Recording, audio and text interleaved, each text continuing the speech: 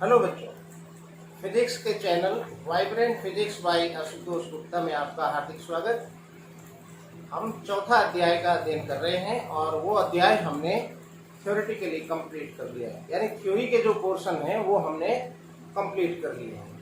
अब इस चैप्टर के कुछ आंकिक प्रश्न शेष हैं। इस पुस्तक में कुछ उदाहरण के रूप में आंकिक प्रश्न दिए गए हैं और कुछ पुस्तक के पीछे क्वेश्चंस के फॉर्म में जिनके सॉल्यूशन नहीं है। तो मैं चाहता हूं कि आंकिक प्रश्न जो उदाहरण के रूप में है उन्हें आप सॉल्व कर लें, उनके सॉल्यूशन दिए गए हैं, और जो पीछे 16 क्वेश्चन दिए गए हैं उन्हें मैं आपको सॉल्व करवा देता हूं। आप समझ लें इनको। इसे मैं 2 वीडियो में कंप्लीट करूंगा, क्योंकि एक ही वीडियो में करने पर ये वीडियो बहुत लंबा हो जाएगा जो आपके अंदर निरस्ता उत्पन्न करेगा।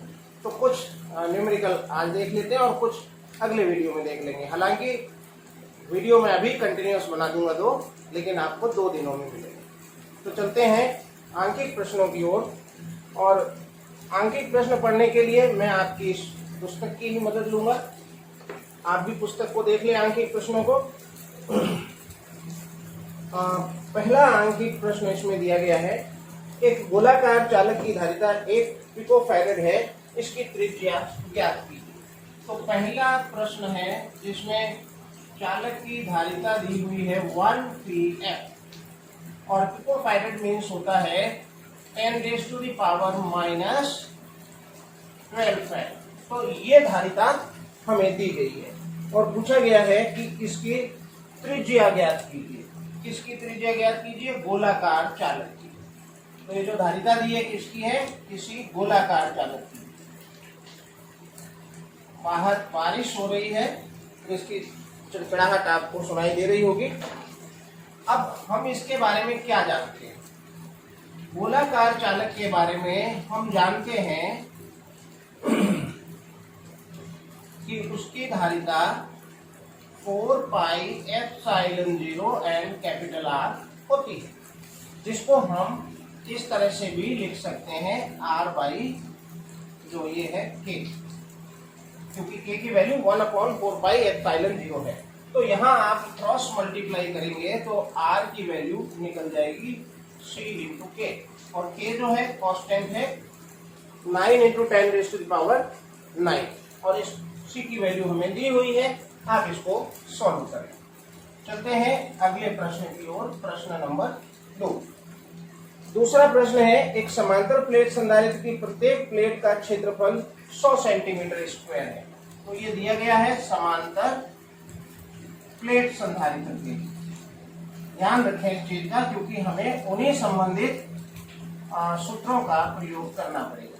तो समांतर प्लेट संधारित्र की प्लेटों का क्षेत्रफल 100 सेंटीमीटर स्क्वायर है तथा दोनों प्लेटों के मध्य विद्युत क्षेत्र की तीव्रता भी दी गई है, दैट इज 100 न्यूटन पर कूलम दी गई है। तो प्रत्येक प्लेट पर आवेश कितना है, Q की वैल्यू पूछी गई है। और समांतर प्लेट संधारित्र के लिए आप क्या जानते हैं? आप धारिता से परिचित हैं, लेकिन धारिता का यहाँ कोई जिक्र ही नहीं है। हमें आवेश निकालना है, दिया गया है विद्युत क्षेत्र की तीव्रता। तो हम उसी संबंधित सूत्र का प्रयोग करें। क्या जानते हैं? हम जानते हैं समांतर प्लेट संधारित्र की प्लेटों के मध्य विद्युत क्षेत्र की तीव्रता σ/ε0 होती है। बच्चों, सिग्मा की वैल्यू यहाँ क्या है?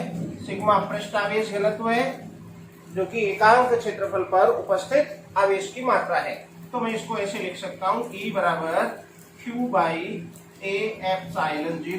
और क्रॉस मल्टीप्लाई करने पर हमें मिलेगा E, A एंड ε0।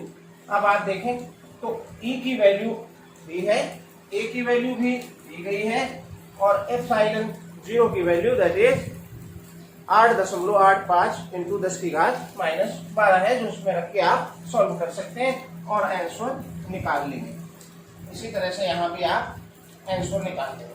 तो ये 2 प्रश्न हैं, आप सॉल्व कर ले, नोट करें आप। चलते हैं तीसरे प्रश्न की ओर। और प्रश्न में जो जानकारी दी गई है देखते हैं। किसी समांतर प्लेट संधारित्र को एक निश्चित विभवांतर पर रखा जाता है इसके विभवांतर को समान रखते हुए प्लेटों के मध्य 3 मिलीमीटर मोटी स्लैब रखी जाती है, तो प्लेटों के मध्य दूरी 2.4 मिलीमीटर बढ़ानी पड़ती है। अब स्लैब के परावैद्युतांक की गणना कीजिए। प्रश्न है, एक समांतर प्लेट संधारित्र है। अब इस समांतर प्लेट संधारित्र के बीच में इस समय हवा या निर्वात है और इस प्रकार से इस संधारित्र की कोई धारिता है। कितनी धारिता है हम जानते हैं, हवा या निर्वात में धारिता। अब में का मतलब आप समझ लें प्लेटों के मध्य है, तो धारिता है इसकी C बराबर ε0 A/d, ये इसकी धारिता है। अब प्रश्न कह रहा है, यदि प्लेटों के मध्य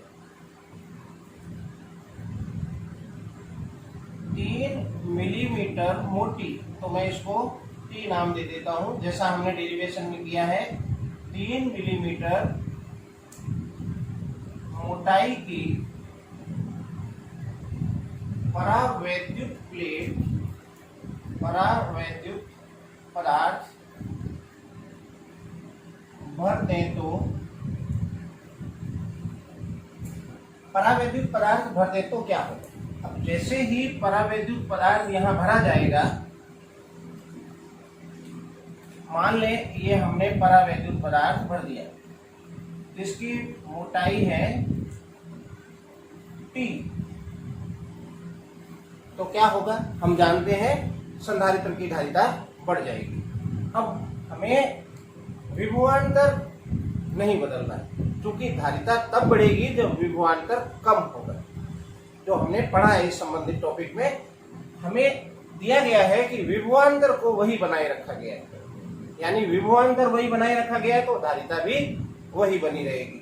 इतना कर देने पर, चूंकि अब धारिता बढ़ रही है, अभी धारिता बढ़ जाएगी इसकी, पर विभवांतर को वही बना के रखना है, और यानी धारिता वही बना के रखनी है, और इसके लिए मुझे धारिता वही बना के रखनी है, तो मुझे प्लेटों के बीच की दूरी को बढ़ाना पड़ेगा।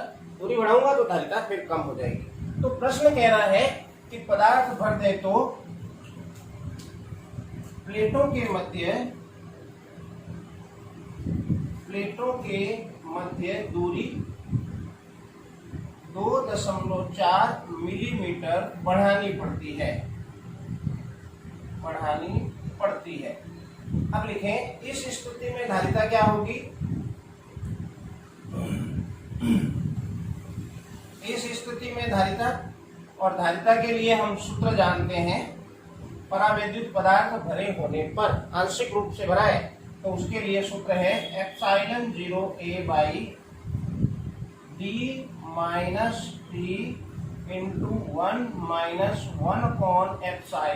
1/εr, ये फॉर्मूला है।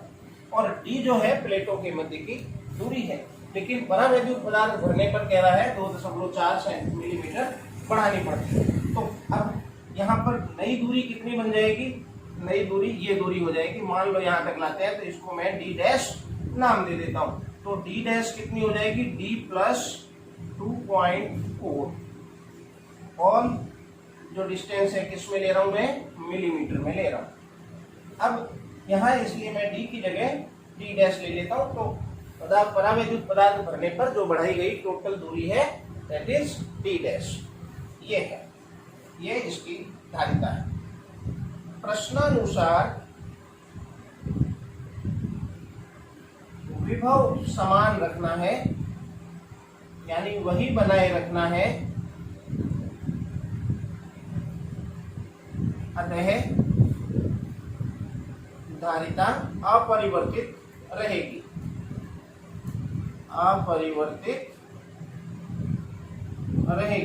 और इसलिए मैं इन दोनों को बराबर कर दूंगा। इसको इक्वेशन नंबर में 2 दे देता हूं। अतः समीकरण 1 व 2 से, तो यहाँ आगे देखते हैं,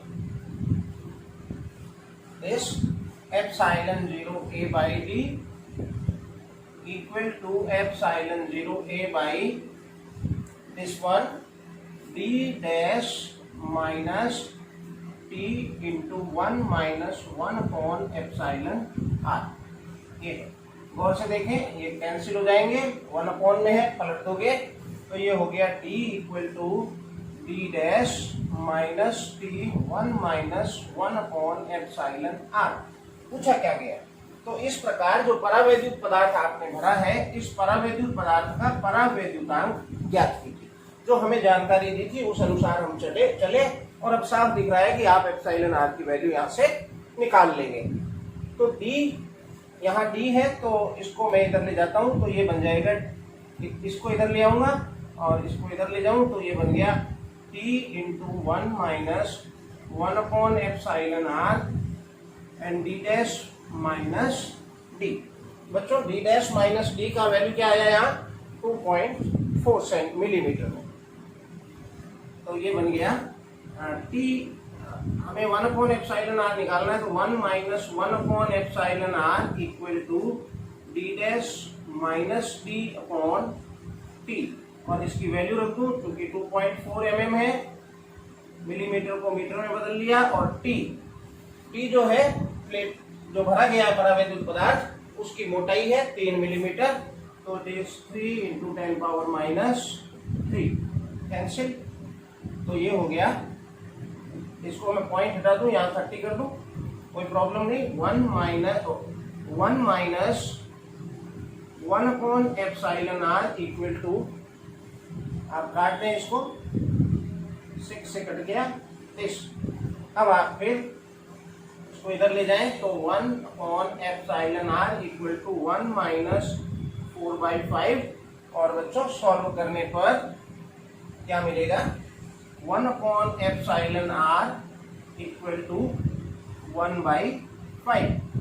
जैसे पहले के आप घटा लेना, तो एप्सिलॉन आर की वैल्यू मिल गई आपको 5। तो परावैद्युतांक जो है 5। सिंपल क्वेश्चन है, आप इसे नोट कर लें, स्क्रीनशॉट लेके नोट कर लें। चलते हैं अगले प्रश्न की ओर। आप तब तक प्रश्न नंबर 4 को पढ़ लें।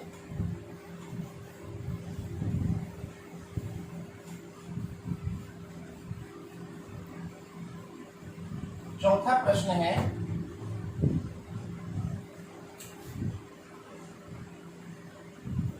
बच्चों दो संधारित्र की धारिताएं क्रमशः 2 माइक्रोफैरेड और 4 माइक्रोफैरेड है। जब इनको श्रेणी और समांतर क्रम में जोड़ा जाता है तो इनकी तुल्य धारिताओं का अनुपात ज्ञात कीजिए, तुलना कीजिए। दो संधारित्र हैं, एक C1 है 2 माइक्रोफैरेड और C2 है 4 माइक्रोफैरेड। अब आप माइक्रो है तो इसको आप 10⁻⁻⁶ कर दें और इसको इतना कर दें। अब पहले श्रेणी संयोजन करना है। श्रेणी संयोजन करेंगे तो कितना आएगा? CS 1 अपॉन C1 प्लस, ऐसे लिखते हैं ना, 1 upon CS equal to 1 upon C1 plus 1 upon C2, और लेसे पे लेके लिखेंगे तो ये बन जाएगा C1 C2 upon C1 plus C2। आप वैल्यू रख के इसको सॉल्व कर लेंगे। और समांतर संयोजन में क्या बनेगा? पैरेलल में C1 प्लस C2। अब इसकी तुलना करनी है, यानी अनुपात लेना है। तो जब अनुपात लेंगे तो आप देखेंगे, पहले आप इसको सॉल्व कर लें, 2 और 4 रखकर ये 6 हो जाएगा, और इसमें सॉल्व करके इसको निकाल लें और फिर इसका अनुपात ले लें। तो अनुपात आया CP/CV और CP/CS। सिंपल क्वेश्चन है जो मैं आपके ऊपर छोड़ देता हूं। चलते हैं अगले प्रश्न। 5वां प्रश्न, और 5वां प्रश्न कह रहा है, ये 2 आवेशित धातु के गोलों की त्रिज्याएं क्रमशः 0.05 मीटर और 0.10 मीटर है। प्रत्येक गोले पर 75 माइक्रोकूलाम आवेश है। इन गोलों को पतले तार से जोड़ने पर उभयनिष्ठ विभव और आवेश प्रवाह की मात्रा ज्ञात कीजिए। जो हमने इससे पिछले वीडियो में पार्ट 8 में, ये 9 पार्ट है, पार्ट 8 में जो हमने टॉपिक किया वही है। क्वेश्चन नंबर है 5। गोले हैं जिनकी त्रिज्या है 0.05 सेंटीमीटर में दी हुई है, एंड R2 इज 0.10 मीटर। ये दो गोले हैं, ये R1 की त्रिज्या का है, ये R2 की त्रिज्या का। अब जब इनको जोड़ेंगे तो आवेशों का प्रवाह होगा और उसके पश्चात एक उभयनिष्ठ विभव V प्राप्त होगा। मैं मान लूं पहले विभव V1 था, इनका V1 और V2 था और इनकी धारिता C1 और C2 थी। तो उभयनिष्ठ विभव ज्ञात करना है। हम जानते हैं उभयनिष्ठ विभव के लिए क्या सूत्र है, उभयनिष्ठ विभव, तो विभव का सूत्र है V बराबर C1 V1 plus C2 V2 by C1 plus C2। अब क्या हमें C1 C2 दिए हुए हैं? नहीं दिए हुए हैं, तो हम इनके C1 C2 निकाल लेंगे। और C1 के मतलब धारिता है, और धारिता जो गोलीय चालक की धारिता होती है that is 4 pi epsilon 0 R, और दूसरे की धारिता हो जाएगी 4 पाई एप्सिलॉन 0 R1 की जगह R2। ये वैल्यू हम यहाँ रखते हैं, लेकिन यहाँ थोड़ा हम इसको सरल कर सकते हैं क्योंकि C1 V1 है, ये डेरिवेशन को देखेंगे तो ये कहाँ से आया, ये आवेश है, प्रथम संधारित्र पर आवेश Q1 और द्वितीय संधारित्र पर आवेश Q2। क्योंकि दोनों पर आवेश है जो समान है दिया गया है, यहाँ Q1 equal to Q2 is 75 microfarad दिया है, तो मैं इसको सीधे इस तरह से लिख लूँ या Q1 प्लस Q2 बाई, इसमें ये फॉर्मूला लगा दो, हालांकि यहाँ से भी आप कर सकते हैं। तो ये बन जाएगा 4 pi epsilon 0 R1 plus 4 pi epsilon 0 R2।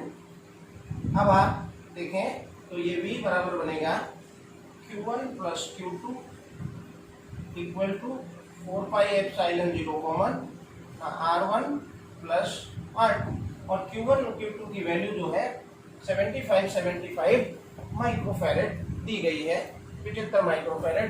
तो आप इसको जोड़ लेंगे तो हो जाएगा V इक्वल टू 150 माइक्रोफैराड, यानी 10 की घात -6 Q1 प्लस Q2 की वैल्यू।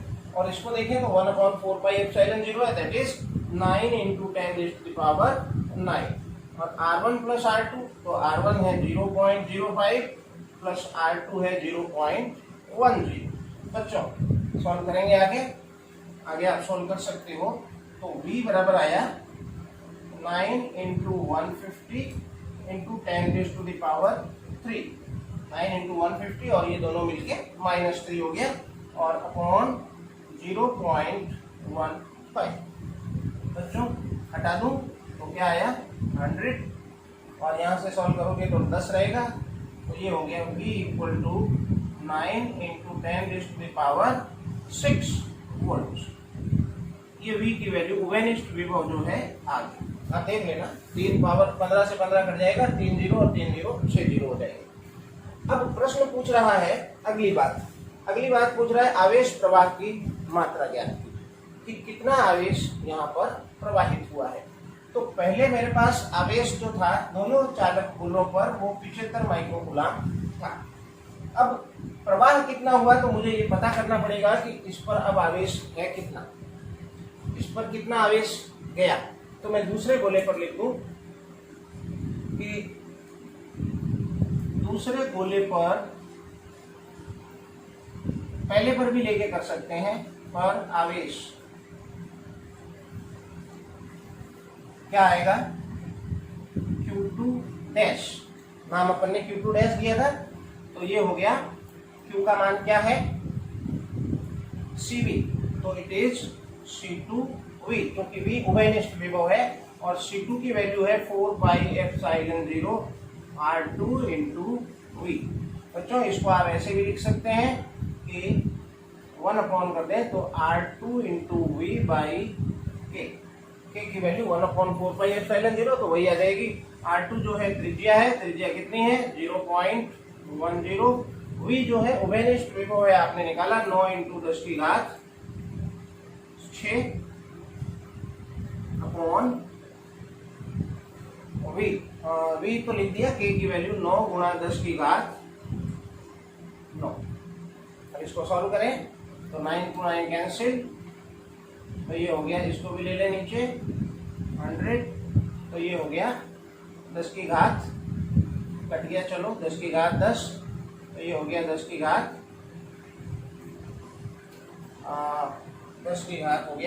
4 सॉल्व करें।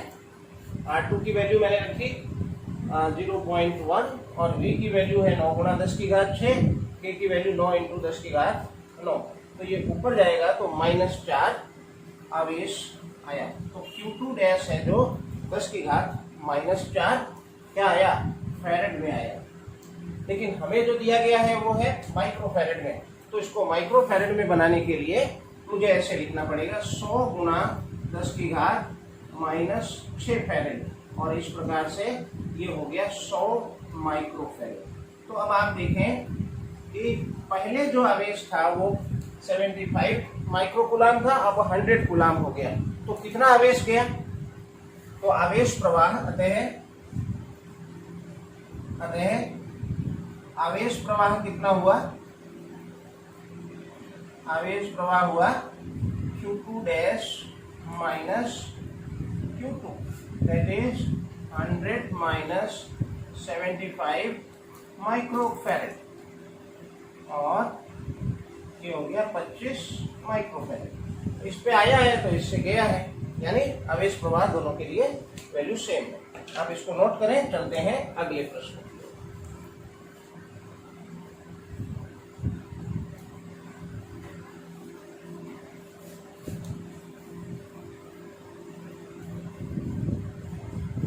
बच्चों 5 प्रश्न हमने पढ़ लिए। छठा प्रश्न, 150 वोल्ट पर आवेशित 2 माइक्रोफैरेड धारिता का एक गोलीय चालक का संबंध 1 माइक्रोफैरेड के किसी निरावेशित गोले से कर दिया जाता है। उभयनिष्ठ विभव की गणना कीजिए और प्रत्येक चालक पर आवेश का मान ज्ञात कीजिए। ये भी कुछ इसी तरह का प्रश्न है, थोड़ा सा मैं हिंट दे दूं आपको कि पहला जो संधारित्र है उसका धारिता है 2 माइक्रोफैरेड और उस पर विभव है 150 वोल्ट, और दूसरा संधारित्र है जिसकी धारिता है 1 माइक्रोफैरेड जो निरावेशित है और इसलिए इसका विभव है 0।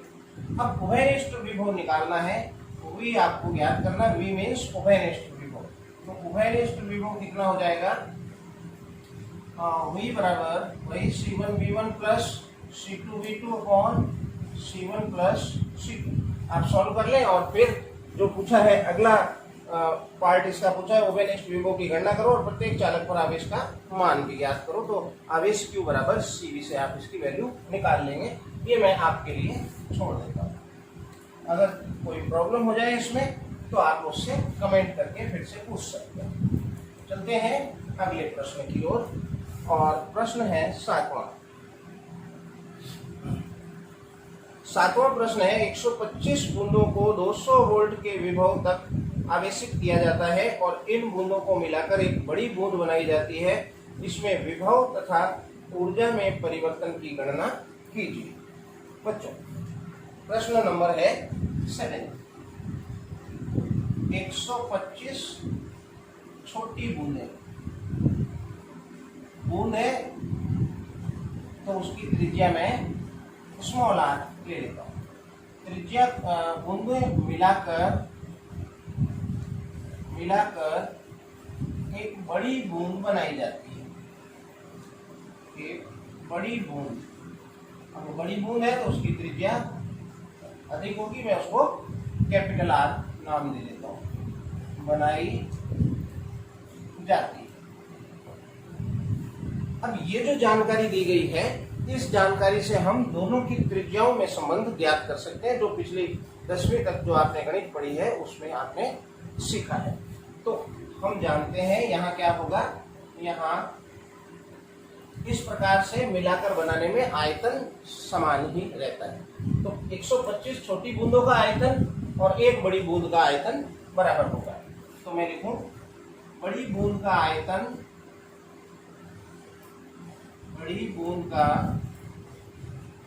आयतन बराबर 125 इंटू छोटी बूंद का आयतन। तो क्या बनेगा? बड़ी बूंद का आयतन, बूंद गोलाकार है, 4/3 पाई आर क्यूब, और 125 इंटू छोटी बूंद 4/3 पाई स्मॉल आर क्यूब। आप देखें 4/3 पाई से 4/3 पाई कैंसिल, तो ये हो गया आर क्यूब बराबर 5r होल क्यूब। 125 को हम 5 का क्यूब लिख सकते हैं और घनमूल लेंगे तो क्या बनेगा? r बराबर 5r। ये जानकारी हमने निकाली और इस जानकारी को हम यहाँ काम में लेंगे। आगे क्या पूछ रहा है प्रश्न? प्रश्न कह रहा है इन बूंदों को मिलाकर एक बड़ी बूंद बनाई जाती है, इससे विभव तथा ऊर्जा में परिवर्तन की गणना कीजिए। अब विभव में परिवर्तन की गणना हमें करनी है। इस प्रकार जो ये बूंद है, मान लें कि ये छोटी बूंदें हैं, अनेक 125 बूंदें हैं, 120, और इनको आपने मिलाकर एक बूंद बना दी, बड़ी बूंद बना दी। अब ये बूंदें आवेशित हैं, तो सारा का सारा जो आवेश 125 बूंदों पर है वो इस बड़ी बूंद पर आवेश आ जाएगा, तो आवेश संरक्षण रहेगा। तो यहाँ हमें क्या कंसेप्ट जानकारी मिली कि बड़ी बूंद पर आवेश, बड़ी बूंद पर आवेश बराबर छोटी बूंद पर आवेश 125 125 पर जितना आवेश है सबको गुणा कर दिया, 125 से गुणा कर दिया। तो बड़ी बूंद आवेश का क्या सूत्र है? Q बराबर CV। तो C हुई, छोटी बूंद के लिए भी CV। अब इनकी धारिताएं क्या है? तो इसकी धारिता को मैं C1 मान लूं, बड़ी वाली को C2 मान लूं, और इनके जो वोल्टेज हैं V1 और इसका V2 नाम दें। तो इस प्रकार से बनेगा कि मैंने बड़ी बूंद ली है तो बड़ी बूंद के लिए मैं ले रहा हूँ C2 V2 और छोटी बूंद के लिए ले रहा हूँ C1 V1। अब बच्चों हमें निकालना क्या है? निकालना हमें है कि इससे विभव तथा ऊर्जा में परिवर्तन की गणना कीजिए। बच्चों अब आप V2 निकालें तो क्या 125 C1 V1 अपॉन C2। तो क्या हमें C1 और C2 की वैल्यू दी हुई है? हमें C1 और C2 की वैल्यू नहीं दी गई है, क्योंकि बूंदें गोलाकार हैं और इसलिए हम यहाँ जो C1 और C2 की वैल्यू है रखेंगे 4 पाई एप्सिलॉन 0 r। 4 पाई गोला है तो गोले की धारिता एप्सिलॉन 0 r। ये छोटी बूंद है और छोटी बूंद की हमने त्रिज्या स्मॉल r ली, तो ये हो गया आपके C1 और C2 की वैल्यू बनेगी 4 पाई एप्सिलॉन 0 और कैपिटल R। अब V1 है ये हमें दिया गया है, ये क्या दिया गया है? आप प्रश्न को देखें, लिखा है 125 बूंदों को 200 वोल्ट के विभवांतर तक आवेशित किया गया है। तो यहाँ जो V1 की वैल्यू दी गई है ये 200 वोल्ट है, तो मैं यहाँ पर लिखूं 200 वोल्ट, इस V1 की वैल्यू रख दी, तो इस बूंद पर विभव हमें मिल जाएगा।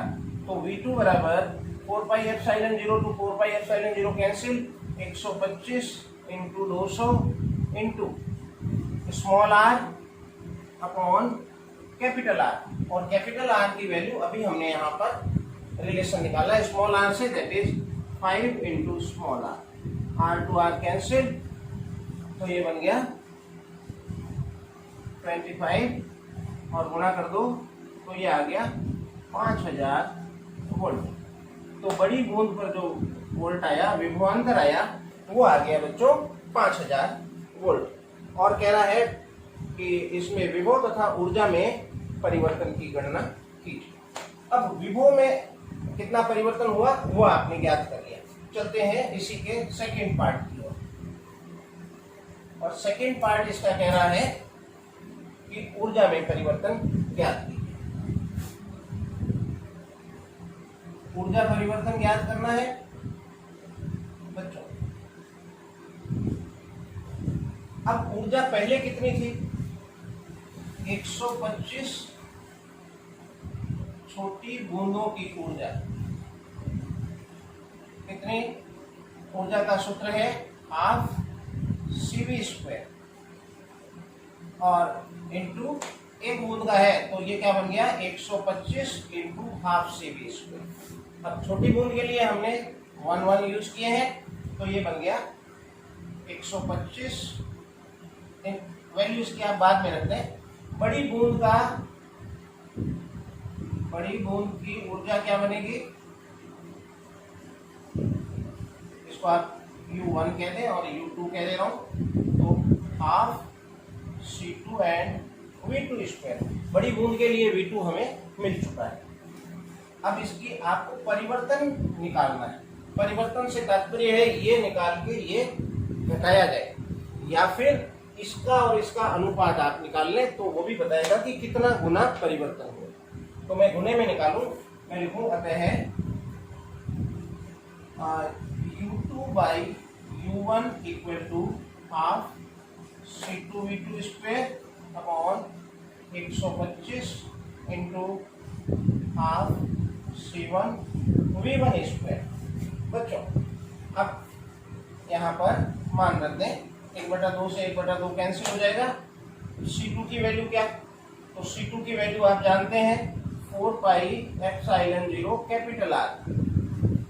बड़ी बूंद है और गोला है तो गोले की जो धारिता है वो यही है, और V2 जो है 5000 है तो इट इज 5000 इंटू 5 बट्टा 125 इंटू C1 है 4 पाई एप्सिलॉन 0 स्मॉल r, और V1 जो दिया गया था 200 वोल्ट दिया है तो इसको मैं लिखूंगा 200 इंटू 200। अब आप देखें 4 पाई एप्सिलॉन 0 r कैंसिल, जो कट जाए उसको काट लें, और बच्चों यहाँ पर r की वैल्यू रख दें।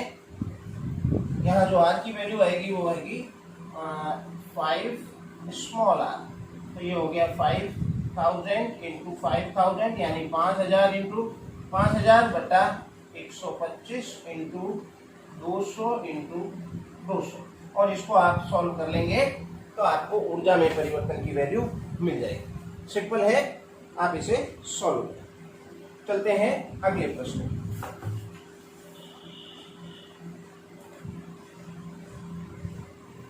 अगला प्रश्न है 8वां,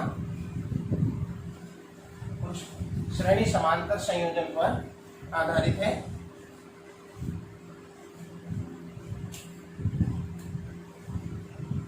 प्रश्न नंबर 8, देखें क्या है प्रश्न। प्रश्न दिया गया है कि चित्र में 1 माइक्रोफैरेड संधारित्र की धारिता है और ए बी के मध्य तुल्य धारिता ज्ञात कीजिए। इस तरह का एक चित्र दिखाया गया है जिसमें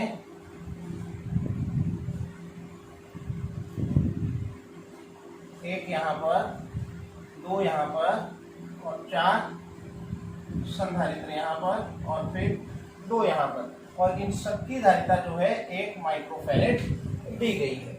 यहाँ पर 4 है और इसके बाद में यहाँ 8 संधारित्र हैं, इसमें टोटल 8 संधारित्र हैं, ये कह रहा है। बच्चों अब पहले आप ऐसा करें, ये तो अकेला ही है, इन दोनों को जोड़ लें, 1 और 1 को आप जोड़ेंगे, 1 माइक्रोफैरेड और 1 माइक्रोफैरेड। तो 1 माइक्रोफैरेड और 1 माइक्रोफैरेड को जोड़ने पर क्या होगा? 1/c, ये सीरीज में है तो सीरीज में इस तरह से जुड़ती है 1/1 प्लस 1/1 1/cs इक्वल टू 2, यानी cs equal to 1/2।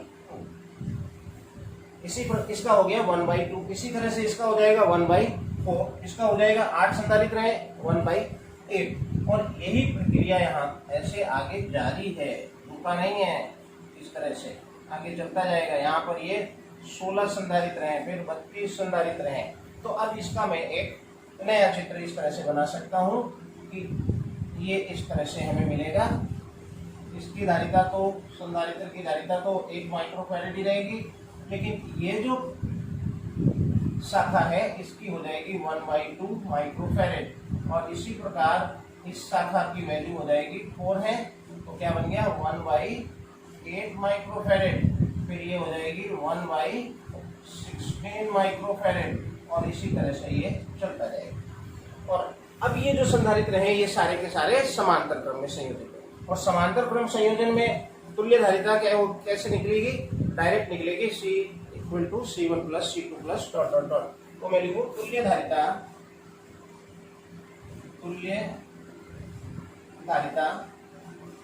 C = C1 + C2 + dot dot dot Cn, और ये है 1 + 1/2 + 1/4 + 1/8 + डॉट डॉट डॉट n बार।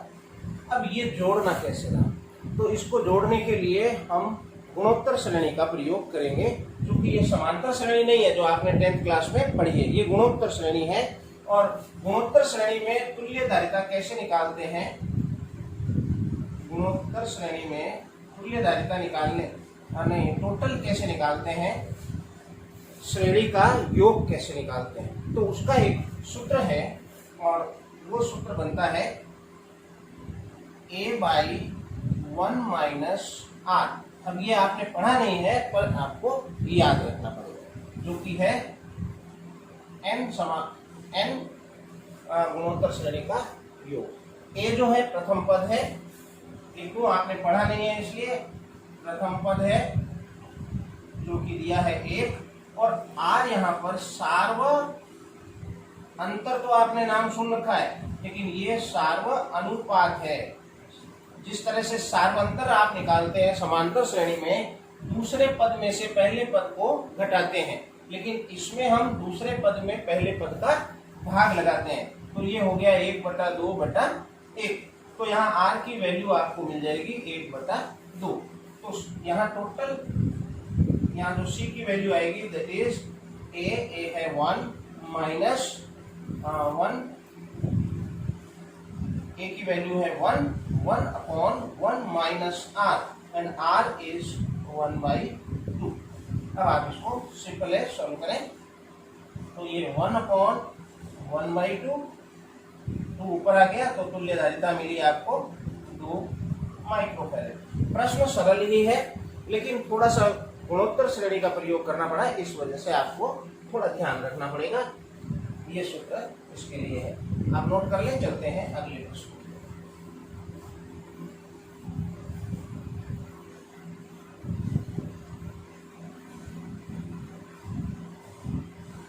प्रश्न नंबर 9। 9वां प्रश्न है, क्या कह रहा है, नेक्स्ट है 9वां प्रश्न, और किताब मोटी है। 9वां प्रश्न है, A व B के मध्य तुल्य धारिता 5 माइक्रोफैरेड है, तो संधारित्र की धारिता ज्ञात कीजिए। इसमें एक चित्र आपको दिया गया है इस तरह से, और यहाँ पर एक 2 माइक्रोफैरेड का संधारित्र लगा है, और इस जगह पर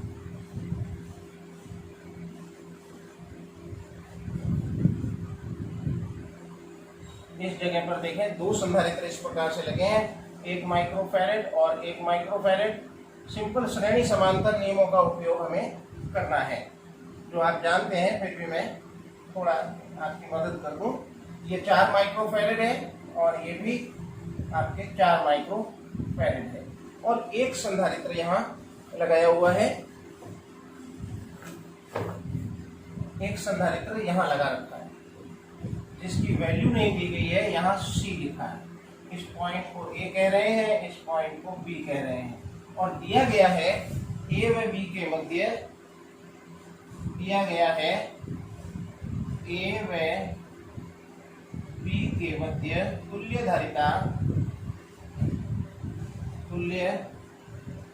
धारिता 5, जितनी है आप नोट कर लें इसको, 5 माइक्रोफैरेड है, 5 माइक्रोफैरेड। सिंपल है, आप पहले इसका सभी का योग निकाल लें। अब इसको देखें, ये दोनों समांतर में है, समांतर संयोजन में है, और समांतर संयोजन में C1 प्लस C2 होता है तो 1 and 1 2 हो जाएगा, और ये भी समांतर है तो 4 और 4 8 हो जाएगा। तो यहाँ एक दूसरा चित्र बन के हमारे पास में आएगा, और वो इस तरह से मैं लिख देता हूँ। इस तरह से ये ए बी है, ये तो 2 माइक्रोफैरेड है ही, और ये एक बना दूं तो ये भी बन गया 2 माइक्रोफैरेड, ये बन गया 8 माइक्रोफैरेड, 4 और 4 8 हो गया। और ये जो है C, इसको तो हमें ज्ञात ही करना है, तो यहाँ पर हम C रख देते हैं। अब तुल्य धारिता यहाँ पर 5 है, ये दी गई है बच्चों। अब आप देखें तो A और B के मध्य हमें तुल्य धारिता ज्ञात करनी है, तो अगर यहाँ तुल्य धारिता ज्ञात करनी है तो आपको पहले निर्धारित करना होगा कि श्रेणी क्रम और समांतर क्रम में कौन संयोजित है। तो इसके लिए हम क्या करते हैं, यहाँ से एक धारा प्रवाहित करने की कल्पना करते हैं।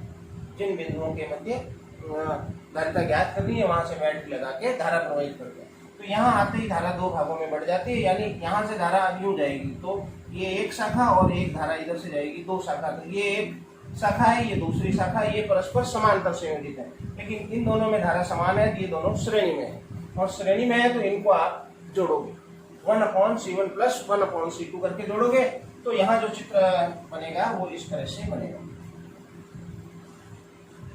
इन दोनों का जोड़ 2 और 2 का 1 माइक्रोफैरेड आ जाएगा बच्चों, और इन दोनों का जोड़ चूंकि ये समांतर में है, और समांतर में मैंने बताया आपको 1/C equal to 1/C1 plus 1/C2 हो, तो आप C को तो डायरेक्ट लिख सकते हैं, ये सीरीज की बात कह रहा हूँ, तो डायरेक्ट लिख सकते हैं C1 C2/C1 प्लस C2। तो इसी तरह से मैं इसको लिख दूंगा, या ये पूरी एक ही शाखा है तो मैं यहाँ पे बना देता हूँ उसको, C1 C2 मतलब 8 into C by 8 plus C। अब ये दोनों आपस में समांतर संयोजन है, तो लिखूं अतः तुल्य धारिता, अतः C तुल्य बराबर, ये समांतर है तो डायरेक्ट C1 प्लस C2 जुड़ेंगे, तो 1 plus 8C by 8 plus C, and तुल्य धारिता दैट इज गिवन 5 माइक्रोफैरेड। तो ये हो गया 5 माइक्रोफैरेड। अब ये सारे के सारे माइक्रोफैरेड में ही हैं, इसको भी, ये भी 1 जो है माइक्रोफैरेड में ही था। अब इसको आप इधर भेज दो, तो ये हो गया 8C/8 plus C equal to 4, और क्रॉस मल्टीप्लाई करके यहाँ आप C की वैल्यू निकाल सकते हैं, जो कि सिंपल है। आप इसको नोट करें, चलते हैं अगले प्रश्न। अगला प्रश्न है, एक प्रश्न और ले लेता हूं, समय हो रहा है, 10 प्रश्न हो जाएंगे, टोटल 6 प्रश्न है, तो उन 6 प्रश्नों के लिए मैं एक अलग वीडियो दे दूंगा आपको। चलते हैं 10वें प्रश्न की ओर।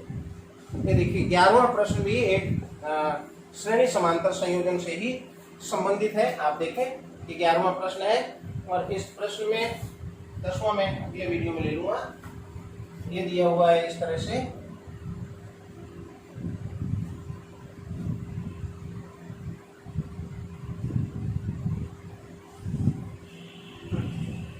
एक संधारित्र है, यहाँ 2 संधारित्र हैं, यहाँ 1 संधारित्र है, और यहाँ 1 संधारित्र है, और इसकी वैल्यू है 12 माइक्रोफैरेड। ये दिया है 8 माइक्रोफैरेड और 4 माइक्रोफैरेड, और इसकी वैल्यू है 4 माइक्रोफैरेड और 16 माइक्रोफैरेड। ये है 4 माइक्रोफैरेड और ये है 16 माइक्रोफैरेड। अब इन दोनों बिंदुओं के बीच तुल्य धारिता ज्ञात करनी है। तो आप इसको देखें, ये श्रेणी है, तो श्रेणी में 1/1 जुड़ेगा, तो मैं इस शाखाओं के नाम दे देता हूँ। इस शाखा का नाम है 1, इसका नाम है 2, तो मैं लिखूँ C of 1। तो ये हो गया C1 C2 by C1 plus C2, जहाँ 8 plus 4 and it is 32 by 12। उसको आप 4 से काट दें तो 8 चौक 32, 4 3 12, 8/3 आया इसका। और फिर आप इन दोनों को, अब ये चित्र कैसा बन गया, मैं बार बार नहीं लिखूं, इसका 8/3 माइक्रोफैरेड आ गया, ये 4 है, ये दोनों आपस में समांतर में है। तो समांतर में है तो तुल्य धारिता क्या आ जाएगी, C1 and 2 की, ये हो गई 8/3 + 4 और आप एलसीएम लेके इसको जोड़ लें तो एलसीएम 3 है, 8 + 12 और जो हो गया 20/3 माइक्रोफैराड, इन दोनों का आ गया। और इस प्रकार से अब आप गौर से देखें तो आपको 3 संधारित्र मिल गए और 3 संधारित्र जो परस्पर इस क्रम में है, श्रेणी क्रम में। इसका 12 माइक्रोफैराड है, इसका 20/3 माइक्रोफैराड है और ये आपके 16 माइक्रोफैराड दिया हुआ है। तो अब मैं लिखूंगा तुल्य धारिता। तुल्य धारिता यानी परिणामी धारिता डायरेक्ट जुड़ेगी तो क्या हो गया, श्रेणी में है तो 1 में जुड़ेगा तो 1/C तुल्य बराबर 1/12 प्लस 1 करोगे तो ये हो जाएगा 3/20 और ये करेंगे तो 1/16 और इसको आप प्लस से पे लेके सॉल्व करें। तो बच्चों आज हमने टोटल 10 प्रश्न देखे हैं, कुल 16 प्रश्न हैं। बाकी के 6 प्रश्नों को हम अगले वीडियो में शामिल करेंगे। मैं बना अभी ले रहा हूँ और आपको 2 पार्ट में ये वीडियो दे दूंगा ताकि उसमें आपको रस आता रहे। आज के वीडियो में इतना ही, अगले वीडियो में मैं फिर आपसे मिलूंगा। पढ़ते रहिए, वीडियो को शेयर सब्सक्राइब कीजिए। Thank you.